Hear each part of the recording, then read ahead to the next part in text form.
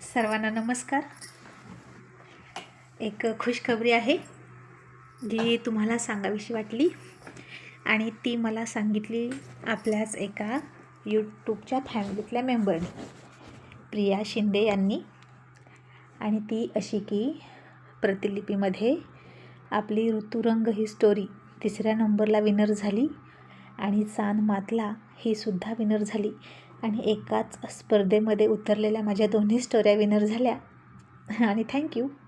तर सई आणि कान्हा स्वित्झर्लंडला गेले आणि हनीमूनसाठी. आणि इकडे पाठीमागे कृष्णानं ठरवलं की तो परत यायच्या आत श्रीला फसवून त्याच्या सह्या प्रॉपर्टीच्या कागदावर घ्यायच्या आणि वकिलांशी ताबडतोब भेटून त्यानं सगळ्या प्रॉपर्टीचा कागद बनवायला सांगितला आणि मी माझी सगळी प्रॉपर्टी माझ्या मुलाच्या नावे करतोय असं लिहायला सांगितलं. पण आता रश्मिका आणि रश्मीनं ते सगळं बोलणं ऐकलं. कृष्णा रेड हँड सापडला त्यांना. त्याचवेळी वकिलांसमोर सुद्धा एक व्यक्ती येऊन उभा राहिली आणि वकील साहेब घाबरले.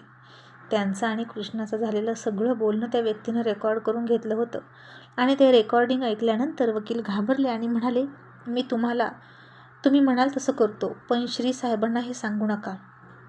आता त्या व्यक्तीनं वकिलांना गाडीत बसायला सांगितलं आणि त्यांना घेऊन गेला त्यांच्यासोबत. आणि इकडे रश्मी कृष्णाला म्हणाली, क्रिश, मी तुला तुझ्या जन्मापासून ओळखते आणि तू मला आत्ता कुठे ओळखायला लागला आहेस, त्यामुळे मला फसवण्याचा तू प्रयत्न करू नकोस. तू किती पाण्यात आहेस आणि तू काय काय करू शकतो हे मला चांगलंच ठाऊक आहे, कारण मी तुझ्या बापापासून तुला ओळखते. आणि कृष्णा म्हणाला, नाही मॉम, मी असं काहीच करत नव्हतो. अहो, सगळी प्रॉपर्टी माझ्या नावावर झाली तर मी ती तुमच्या नावावर करू शकेल ना. आणि रश्मिका म्हणाली, क्रिश, जर असं होतं तर तू वकिलांसोबत हे असले प्लॅन करतोस हे आम्हाला का नाही सांगितलं. आणि आता खरं बोल, याआधी तू काय काय तुझ्या नावावर करून घेतलं. माझ्या मेहरबानीमुळे तू ऐश आराम भोगतोयस आणि मला फसवतोस, अशी रश्मी म्हणाली. आणि कृष्णा खोटं बोलत म्हणाला, नाही, मी तुम्हाला काहीच नाही फसवत. रश्मिका म्हणाली, खोटं बोलू नकोस क्रिश. मग ती फाईल कशाची होती जी तू लपवून ठेवली होती आणि नंतर बाहेर घेऊन तिकडंच कुठेतरी बाहेर ठेवली. कृष्णा म्हणाला, मम्मी, तुम्ही तरी सांगा रश्मिकाला, मी असं करेल का. आणि ॲक्च्युली अजून माझ्या नावावर काहीच नाही झालं तर मी असं म्हणालो का तुम्हाला काही देणार नाही. अहो, आता कान्हा गेला आहे स्वित्झर्लंडला, मग त्याच गोष्टीचा फायदा घेऊन मी आता सगळी प्रॉपर्टी नावावर करून घेत होतो. आणि रश्मिका, असं काय म्हणतेस की मी तुला आपले प्लॅन सांगत नाही. श्रीपंडितला विष देण्याचा प्लॅन माझाच आहे हे मी सांगितलं नाही का तुम्हाला. आणि आता आपण आपल्यातच भांडत बसायचं आहे का. तसं असेल तर सांगा, भांडूया आपण एकमेकांशी, मग मिळाली आपल्याला प्रॉपर्टी. घ्या प्रॉपर्टी. आणि तुम्हा दोघींना वकिलासमोर आणून काय करू. मम्मी, त्यानं तुम्हाला ओळखलं असतं तर. शेवटी तो सुद्धा खूप जुना वकील आहे आणि त्यानेच तुमचा घटस्फोट करवला ना. त्यानं तुम्हाला इथं पाहिलं असतं तर. त्यानं मला सांगितलं सगळं की तुम्ही मुग्धाताईला हत्यार बनवून ऋतुपंडितला कसा त्रास देत होता, तेही सांगितले त्यानं मला. पण ते जाऊ द्या, आत्ता आपण आपल्यात भांडायचं आहे का. तसं असेल तर ठरवा काय करायचं ते. मी आत्ताच्या आत्ता बंगल्यातून निघून जातो, असं म्हणून कृष्णा चिडण्याचं नाटक करत तिथे बसला. आणि रश्मी आणि रश्मिकाला वाटलं की तो खरं बोलतोय, आपल्याला फसवत नाही. आणि मग रश्मिका म्हणाली, बरं असू दे, पुढचा प्लॅन काय आहे सांग. आणि कृष्णाला आता खूप नाईलाजानं वकिलांसोबत ठरवला होता तोच प्लॅन सांगितला, कारण त्या दोघींनी ते ऑलरेडी ऐकलं होतं आणि खोटं बोलून पर्याय नव्हता त्यांच्याकडे. म्हणून या दोघींनाही नाईलाजानं त्याला सामील करून घ्यावं लागलंच. आणि शेवटी कृष्णाच्या मनाविरोधातच झालं. आता या दोघींसोबत प्रॉपर्टी वाटून घ्यावी लागणारच होती. पण यांना प्रॉपर्टी द्यायची की नाही तो भाग वेगळा. आधी प्रॉपर्टी माझ्या नावावर येऊ दे, मग एकाला दाखवतो, असं तो म्हणाला. रश्मी आणि रश्मिका श्रीपंडितच्या प्रॉपर्टीपर्यंत पोहोचण्यासाठी जी सीडी आहे ना, सीडी ती मी आहे फक्त, आणि माझ्याशिवाय तुम्ही तिथपर्यंत पोहोचू शकतच नाही, हे मला माहीत आहे. सगळ्यात शेवटी मी तुम्हाला ठेंगाच दाखवणार आहे, असं म्हणून त्यानं दोघींना पाठवलं परत गोड बोलून. आणि पुन्हा वकिलांना फोन केला आणि म्हणाला, 2 दिवसात मी सांगितले तसे प्रॉपर्टीचे कागद रेडी करा आणि इकडे वकील हो म्हणून फोन ठेवला त्यांनी आणि त्यांच्यासमोर आता जी व्यक्ती होती त्या व्यक्तीनं सांगितलं वकिलांना की आता कृष्ण म्हणतो तसं नाही तर मी म्हणतो तसे कागद तयार करा प्रॉपर्टीचे, आणि खबरदार जर त्याला सांगितलं तर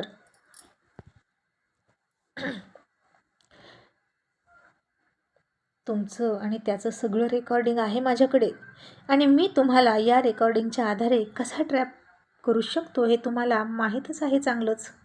कारण तुम्ही एक नामांकित वकील आहात आणि एका श्री पंडितसारख्या माणसाला फसवल्याबद्दल जर तुम्हाला तुरुंगवास झाला तर समाजात आणि तुमच्या कायद्याच्या क्षेत्रात तुमची काय इज्जत राहील?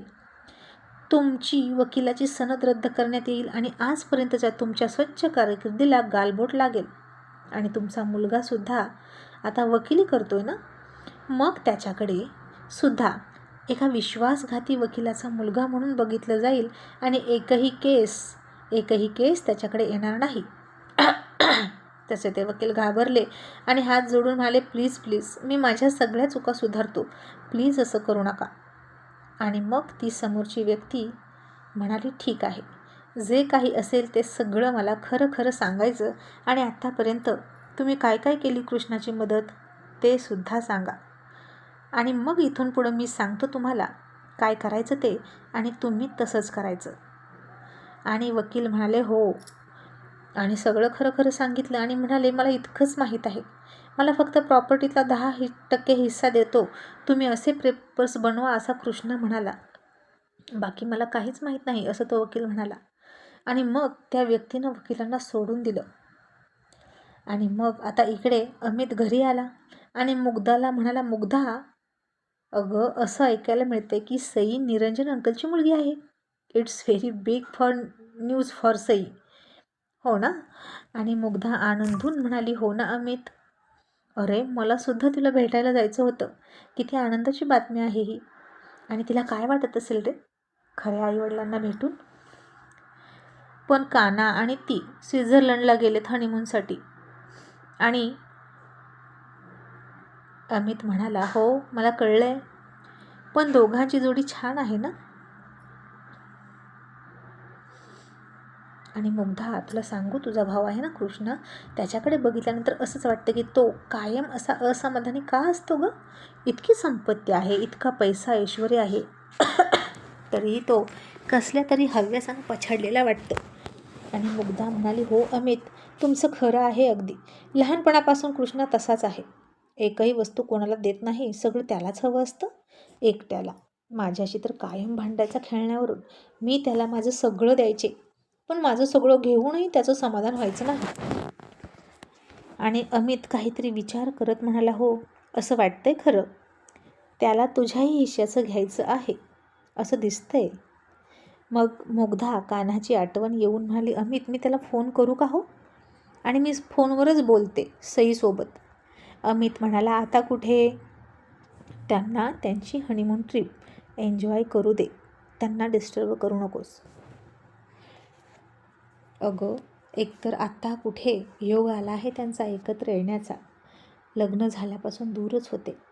मुग्धा म्हणाली, हो मला आईनं सांगितलं, कानाचे विचार ना एकदम वेगळे आहेत अमित, प्रत्येक गोष्टीत ना त्याचं वेगळं थिंकिंग असतंच, अगदी आमच्या बाबांसारखं. आणि माझ्या बाबांना ना म्हणून काना खूप आवडतो, कृष्णापेक्षाही जास्त. एकाही गोष्टीत ना कृष्णा मॅचच होत नाही बाबांशी. आणि हे ऐकूनसुद्धा अमित थोडा विचार करायला लागला. आणि मुग्धा म्हणाली, कृष्णा इतकं सगळं असूनही हावरटासारखा करतो, आणि काना बघा, काहीही नसू द्या, झोपायला जमीन, पांघरायला आकाश असलं तरी किती समाधानी असतो, आणि त्याच्या स्माईलने प्रत्येकाचं टेन्शन घालवतो.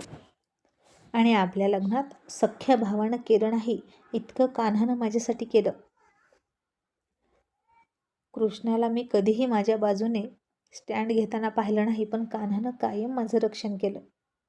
आणि आता इतक्यात तिथं नोकर आला मुग्धासाठी दूध घेऊन, आणि निरंजन म्हणाला, बरं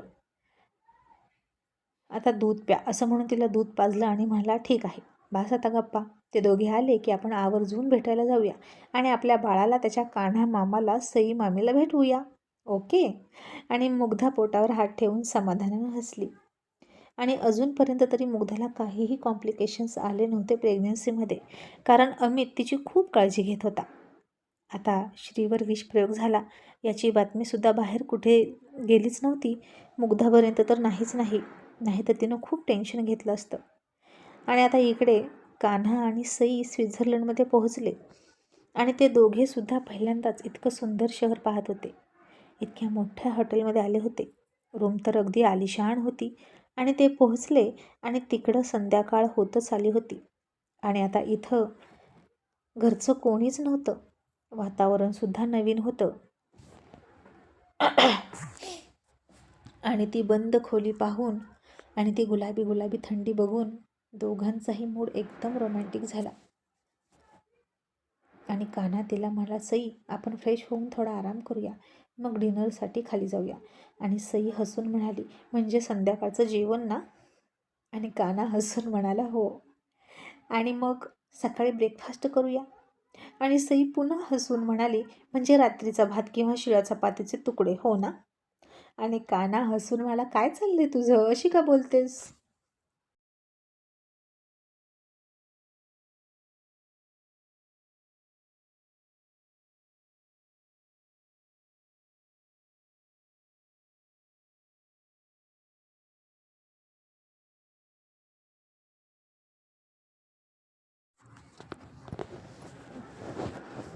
आणि सई म्हणाली, कारण आजपर्यंत हेच तर आपलं आयुष्य होतं कान्हा. श्रीमंत लोक ब्रेकफास्ट म्हणतात, लंच म्हणतात, डिनर म्हणतात आणि आपल्याकडे नाश्ता ब्रेकफास्ट म्हणजे रात्रीचं उरलेलं असतं आणि ते जर नसेल तर ब्रेकफास्टला सुट्टी. आणि कान्हा, तुला खरं सांगू, माझे वडील इतके श्रीमंत आहेत हे आता मला कळतंय, पण मला त्यांचं काहीच वाटत नाही रे. मी तर त्यांच्याही आधी, ते आयुष्यात येण्याआधी श्रीमंत झाले होते. कान्हा काहीच न कळून तिच्याकडे बघत म्हणाला, कशी? आणि सई म्हणाली, तुझ्याशी लग्न करून. तुझ्याशी लग्न केलं आणि अख्खं जग मला मिळालं. आता मला काहीही नको. मग मी आउट हाऊसमध्ये असू दे किंवा रस्त्यावरच्या झोपडीवर, मला फरकच पडत नाही. आणि तिचं बोलणं ऐकून तो पुन्हा भारावून गेला आणि सई माझी परफेक्ट लाईफ पार्टनर आहे असं त्याला वाटलं. त्याला तर वाटलं होतं आता अचानक श्रीमंत बापाची मुलगी आहे हे कळल्यावर ती कशी वागेल, पण नाही. सईच्या वागण्यात आणि तिच्या विचारात काहीच फरक पडला नव्हता. नाहीतर ती रश्मिका थोड्याशा पैशानं हव्यासानं जमिनीवर पाय राहत नव्हते तिचे. मग दोघेही फ्रेश झाले आणि ती एका बाजूला झोपली आणि तो एका बाजूला आणि नुसती त्याच्याकडे टक लावून बघत होती. रात्र झाल्याशिवाय तो काही करणार नाही हे तिला माहीत होतं आणि तिनं हळूच त्याला बघत बघत थकून डोळे मिटले आणि अचानक तिच्या गालावर त्याची हळूवार मोरपिसासारखी बोटं फिरायला लागली. तिने मोहरून शहारून डोळे उघडले तर कान्हा तिच्या अगदी जवळ होता आणि त्यानं तिच्या कमरेत हात घालून हळूच जवळ ओढून घेतली आणि शरीराला शरीर चिटकवलं. सई आता काहीच बोलत नव्हती.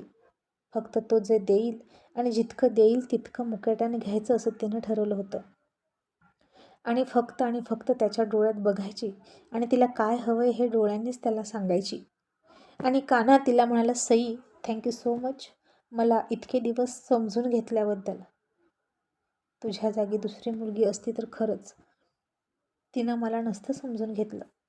सई म्हणाली, कान्हा मी तुझ्या शरीरावर प्रेम नाही केलं, मी तर तुझ्या मनावर प्रेम केलं, तुझ्या आत्म्यावर प्रेम केलं. शरीराने शरीरावर केलेलं प्रेम नश्वर असतं, पण आत्म्यानं आत्म्यावर केलेलं प्रेम अमर असतं. आणि मी अजूनही तुझी वाट बघायला तयार आहे, अगदी शेवटच्या श्वासापर्यंत आणि माझ्या शरीरात असणाऱ्या रक्ताच्या शेवटच्या थेंबापर्यंत. आणि आता तिचं बोलणं ऐकून कान्हाला राहवलं नाही आणि तिला किती स्वतःमध्ये सामावून घेऊ आणि किती नको असं त्याला झालं आणि त्यानं सरळ तिच्या तोंडामध्ये तोंड घातलं आणि बेभान किस करायला लागला. सईचा सुद्धा आता संयमाचा बांध तुटला. तीही त्याला घट्ट बिलगली. बघता बघता दोघे एकमेकांमध्ये हरवून गेले. पछाडल्यासारखे एकमेकांना किस करत होते आणि इतक्या दिवसांची तहान भागवण्याचा प्रयत्न करत होते. शेवटी दोघे उतावीळ झाले. नुसत्या स्पर्शाने भूक भागत नव्हती आणि कान्हानं तिचे कपडे उतरवायला सुरुवात केली. बघता बघता दोघे विवस्त्र झाले.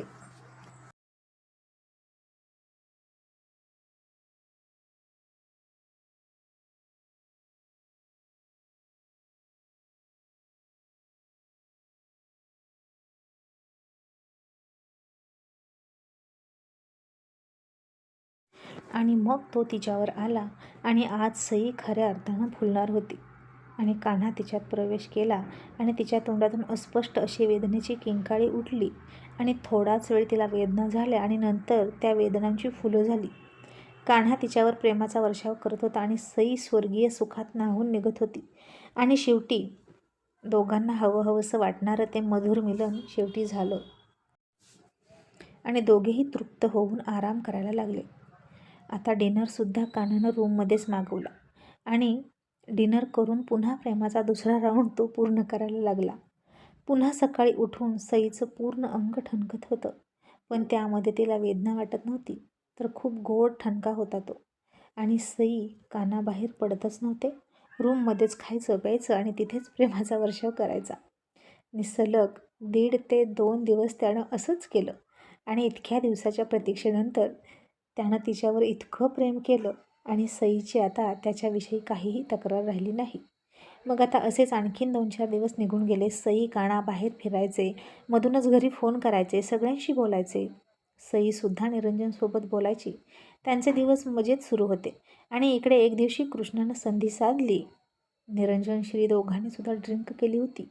निरंजन त्याच्या घरी गेला आणि कृष्णानं मात्र ड्रिंकच्या नशेत असलेल्या श्रीकडून तिथंच त्या कागदावर सह्या करून घेतल्या आणि फायनली सगळी प्रॉपर्टी माझ्या नावावर झाली म्हणून खूप हसायला लागला. आणि इतक्यात शेखरसुद्धा रश्मीला फोन करून म्हणाला, ताई अगं तू म्हणत होती तसंच झालं. वंदना मला फसवत होती. तिच्याकडे जे मूल आहे ना ते माझं नाहीच. मी DNA चेक करून बघितलं आमचा. तशी रश्मी म्हणाली, काय? वंदना तुला कुठे भेटली? कुठे आहे ती? शेखर म्हणाला, आहे तिथेच आसपास कुठेतरी. पण तिची किती हिंमत बघ ना, मला फसवत होती आणि दुसऱ्याचं मूल माझ्या माथी मारत होती. ताई माझा तर वंश बुडाला ग, आता मी काय करू? आणि रश्मीने फोन ठेवला आणि म्हणाली, म्हणजे नक्कीच श्रीचा मुलगा जिवंत आहे. वंदनानं त्याला सांभाळून मोठा केला की काय? आता वंदनाला शोधावी लागेल आणि श्रीच्या मुलाला पण शोधावं लागेल आणि त्याला संपवावं लागेल. श्रीला सगळं सत्य समजायचं आत त्याचा मुलगा संपवायला हवा. मी श्रीला त्याचं मूल मिळू देणारच नाही. त्याला निपुत्रिक तडफडून मरताना बघायचं आहे मला. आणि मग कृष्णानं रश्मिकाला फोन केला आणि रश्मीला फोन केला आणि म्हणाला, प्रॉपर्टी नावावर झालेली आहे. आणि आता रश्मीचं तर सगळंच टेन्शन निघून गेलं आणि म्हणाली, अरे वा, म्हणजे आता श्रीला आणि ऋतूला धक्का देण्याची वेळ आली. पण कृष्णा, श्रीचा मुलगा जिवंत आहे हे कळलंय का तुला? आणि मला कळलंय ते. कृष्णा म्हणाला, आता तो इथे आला तरी त्याचा फायदा नाहीच, कारण आता आपणच सगळं सत्य सांगणार आहोतच की, मग कशाला घाबरायचं? सगळी प्रॉपर्टी घेऊन सगळं सत्य सांगून त्यांना इथून हाकलून द्यायचं. आता फक्त त्यांना हाकलून देऊन आपण राज्य करायचं. आणि रश्मी कृष्णाला म्हणाली, मी येते. श्री आणि ऋतूला गोकुळमधून धक्के मारून काढण्यासाठी येते.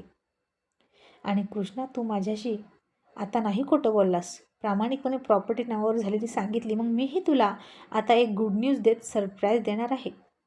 मी तुलाही तुझ्या जन्मदात्याचं नाव समजेल. आणि हे ऐकून कृष्णा थोडा चकित झाला. आणि आता उद्याचा दिवस ऋतू आणि श्रीसाठी फार धक्कादायक असणार होता आणि रश्मी खूप मोठा खुलासा करणार होती.